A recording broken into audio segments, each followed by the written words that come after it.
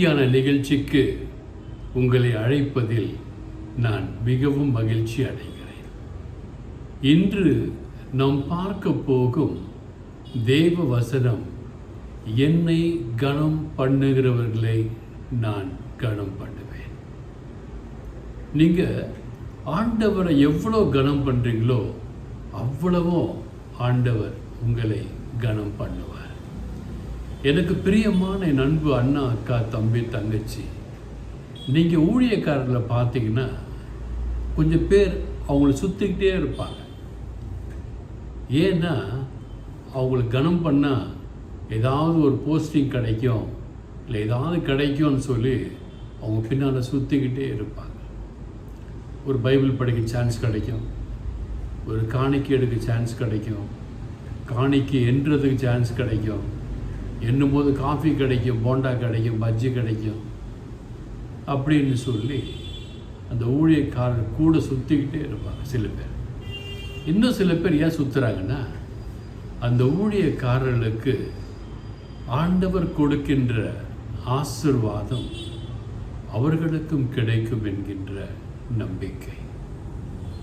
இரண்டு வகையான மக்கள், ஒருவர் வயிற்றுக்காகவும் மற்றொருவர் பேருக்காகவும் சுற்றி கொண்டே இருப்பார்கள்.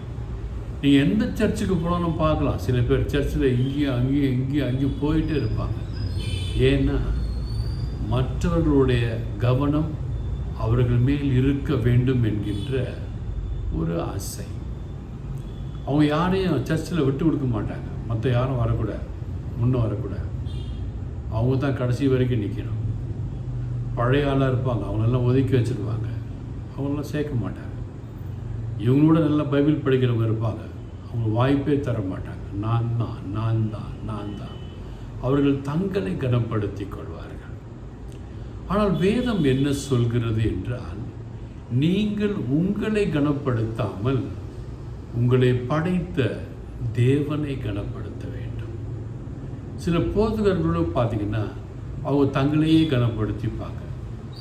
அவங்களோட மெசேஜில் பார்த்தீங்கன்னா அவங்க ஃபோட்டோ பெரிய ஃபோட்டோ இருக்கும், மைக் பிடிச்சிட்டு கோட்டெல்லாம் போட்டுக்கிட்டு சூட்டெல்லாம் போட்டுக்கிட்டு ரொம்ப ஸ்டைலாக பாஷாக இருப்பாங்க.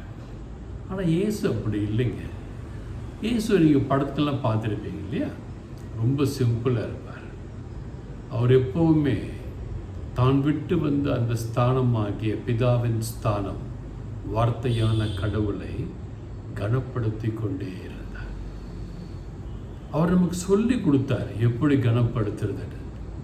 நீங்கள் உங்கள் ஊழியக்காரரை கனப்படுத்தினா வேஸ்ட்டு, இப்போ குருக்களை கண்ணீரை கனப்படுத்தினா வேஸ்ட்டு. ஏன்னா அவங்களுக்கே அவங்களுடைய ஸ்தானம் என்ன ஆண்டவரிடத்தில்னு தெரியாது. இந்த ஸ்தானங்களை முடிவெடுக்கிறவர் இயேசு கிறிஸ்து மட்டுமே. எனவே நீங்கள் எங்கே சுத்தணுமோ அங்கே சுத்தாமல், எங்கே கனப்படுத்தணுமோ அங்கே கனப்படுத்தாமல் சும்மா கனப்படுத்திட்டிங்கன்னா பாவம் உங்களுக்கு வேஸ்ட்டாக போயிடும். 1 சாமுவேல் 2ஆம் அதிகாரம் 30ஆம் வசனத்திலே கடைசி பாகம் தெளிவாய் சொல்கிறது, என்னை கனம் பண்ணுகிறவர்களை நான் கனம் பண்ணுவேன். எவ்வளோ பெரிய ஆண்டவர் பாருங்க. நீங்கள் ஆண்டவரை கனம் பண்ணீங்கன்னா ஆண்டவர் உங்களை கனம் பண்ணுவேன் என்று தெளிவாக சொல்லுகிறார். எனக்கு பிரியமான என் அன்பு அண்ணா, அக்கா, தம்பி, தங்கச்சி, நீங்கள் ஆண்டவரை கனம் பண்ணி பாருங்கண்ணே. எப்படி இருப்பீங்கன்னா பிரகாசமாக இருப்பீங்க. உங்கள் ஒவ்வொரு பிரச்சனையிலும், உங்கள் ஒவ்வொரு துன்பங்களிலும், உங்கள் ஒவ்வொரு கஷ்டங்களிலும் ஆண்டவர் உங்களோடு இருப்பார். உங்களுக்கு பிரச்சனையே வராது. உங்கள் பிரச்சனைகளை சந்திக்கிற சக்தியை, வல்லமையை தேவன் கொடுத்து உங்களை காத்து கொண்டே இருப்பார். நீதிமொழிகள் 3ஆம் அதிகாரம் 9ஆம் வசனம் இவ்வாறு சொல்கிறது, உன் பொருளாலும் உன் எல்லா விளைச்சலாலும் முதற்பேராலும் கர்த்தரை கனம் பண்ணு. உங்ககிட்ட பொருள் நிறையா இருந்துச்சுன்னா அந்த பொருளில் கர்த்தருக்கு ஆலயம் கட்டுங்க. ஊழியக்கார்ட்ட கொடுத்துடாதீங்க. அவங்க சாப்பிட்டுட்டு அவங்க பேங்க் அக்கௌண்ட் அவங்க மனைவி பேரில், பிள்ளைங்க பேரில் வச்சுப்பாங்க. கர்த்தருக்கு என்று கட்டுங்க. அந்த இடத்துல மக்கள் வந்து பைபிள் படிக்கணும், ஜெபிக்கணும், ஸ்துதிக்கணும், தேவன் ஆராதிக்கிறேன்னு சொல்லி உங்கள் பொருளால் உங்கள் எல்லா விளைவின் முதற் பலனாலும் கர்த்தரை கனம் பண்ணுங்க. ஊழியக்காரரை கனம் பண்ணாதீங்க. ₹1,00,000 கொண்டு போய் கொடுக்குறது, பங்காளர் பிளான், இந்த பிளான், அந்த பிளான் சொல்லி கொடுத்து ஊழியக்காரரை கனம் பண்ணுறீங்க. கர்த்தரை கனம் பண்ணுங்க. கர்த்தருக்காக ஏதாவது செய்யுங்க. பைபிளை வாங்கி கொடுங்க. படிக்க தெரியாதவங்களுக்கு, பைபிளை பற்றியே ஒன்றும் தெரியாதவங்களுக்கு பைபிளை வாங்கி கொடுங்க. பைபிளை பிரசங்கம் பண்ணுறவங்களுக்கு பிரசங்கம் பண்ண உதவி செய்யுங்க. இப்படி செய்யுங்க. பாருங்க, மல்கியா தீர்க்கதரிசியின் புத்தகம் 1 அதிகாரம் 6ஆம் வசனத்தில் தேவன் தெளிவாக சொல்லுகிறார், குமாரன் தன் பிதாவையும் ஊழியக்காரர் தன் எஜமானையும் கனம் பண்ண வேண்டும். நீங்கள் ஆண்டவருக்கு குமாரனாய் இருக்க விரும்பினால், நீங்கள் ஆண்டவருக்கு குமாரத்தியாய் இருக்க விரும்பினால் பிதாவை கனம் செய்ய வேண்டும், இயேசுவை கனம் செய்ய வேண்டும், ஆவியானவரை கனம் செய்ய வேண்டும். இதை விட்டு விட்டு நீங்கள் போதுகிற பிரசங்கம் பண்ணுறவங்களை எல்லாம் கனம் பண்ணிட்டு இருந்தீங்கன்னா போச்சு. ஆண்டவர் உங்களை யார், என்னை யாருன்னு தெரியாதுன்னு சொல்லிடுவார். அப்போ நம்ம என்ன பண்ணணும்னா, அந்த போதகர் வாயிலிருந்து வருகிற ஆண்டவருடைய வார்த்தையை கனம் பண்ண வேண்டும்.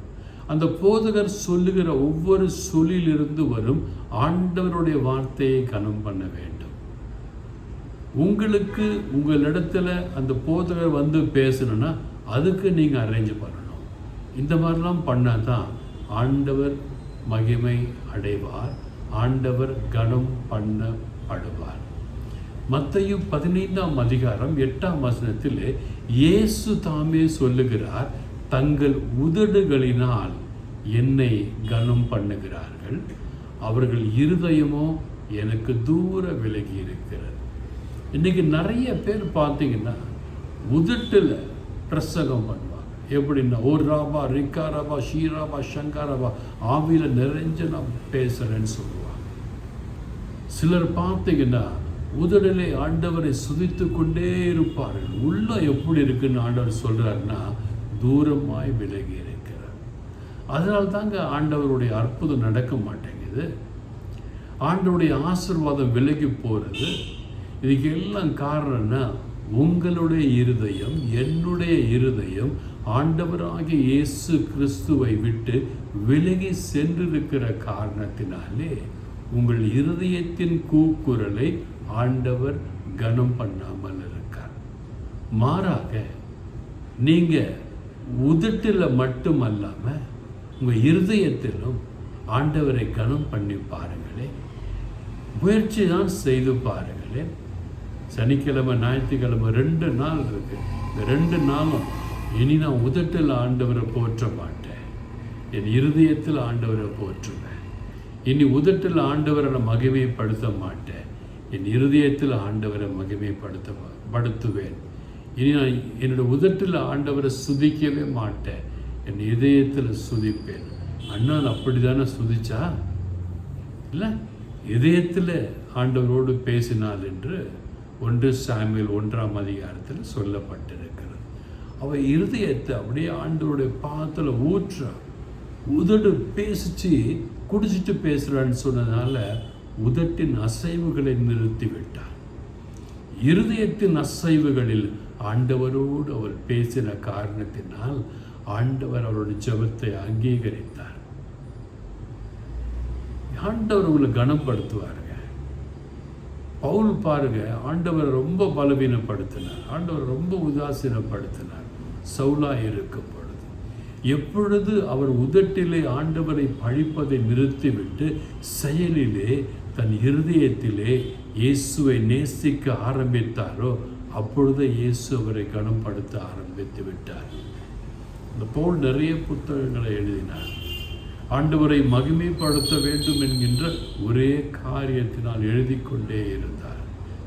அவர் யார்ட்டையும் காணிக்க வாங்கலை, குடுன்னு சொல்லலை, பங்களா கட்டலை, கார் வாங்கலை, சார்ட்டர்ட் ஃப்ளைட் வாங்கலை, கப்பல் வாங்கலை, ஹாஸ்பிட்டல் கட்டலை, காலேஜ் கட்டலை. அவர் பேரில், இயேசு பேரில் மக்களை கட்டி கொண்டிருந்தார். ஊழியங்கள் இயேசுவின் பெயரிலே மக்களை கட்டுகிற ஊழியர்களாக இருக்க வேண்டும். மக்களுக்காய் அழுகிற ஊழியங்களாய் இருக்க வேண்டும்.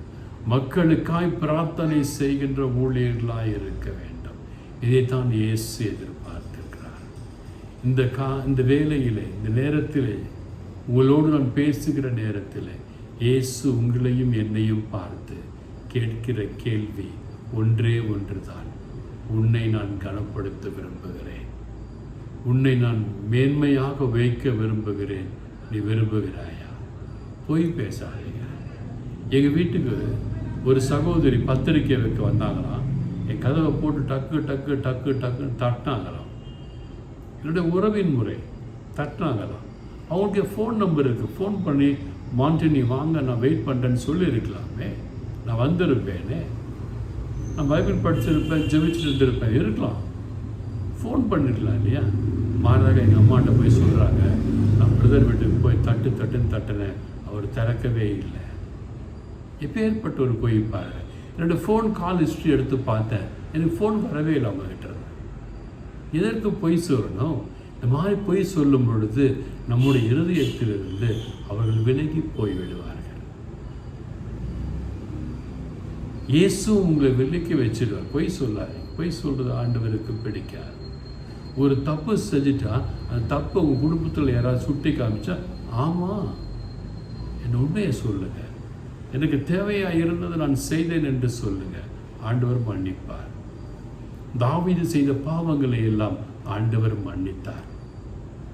பேதுரு செய்த பாவங்களை எல்லாம் ஆண்டவர் மன்னித்தார் இல்லையா? பவுல் செய்த பாவங்களை எல்லாம் ஆண்டவர் மன்னித்தார். உங்கள் பாவங்களை, என் பாவங்களை ஆண்டவர் மன்னிக்காமல் விடுவாரா? நிச்சயமாய் மன்னிப்பார். ஆண்டவர் உங்களை கனப்படுத்த காத்து கொண்டிருக்கிறார். நீங்கள் தயாரா? தயார் என்றால் இன்று சொல்லப்பட்ட ஒவ்வொரு வசனங்களையும் தியானித்து பாருங்கள். நீங்கள் நல்லா இருப்பீங்க, உங்கள் குடும்பம் நல்லா இருக்கும், உங்கள் பிள்ளைகள் நல்லா இருப்பாங்க, உங்கள் பேர பிள்ளைகள் நல்லா இருப்பாங்க. God bless you all.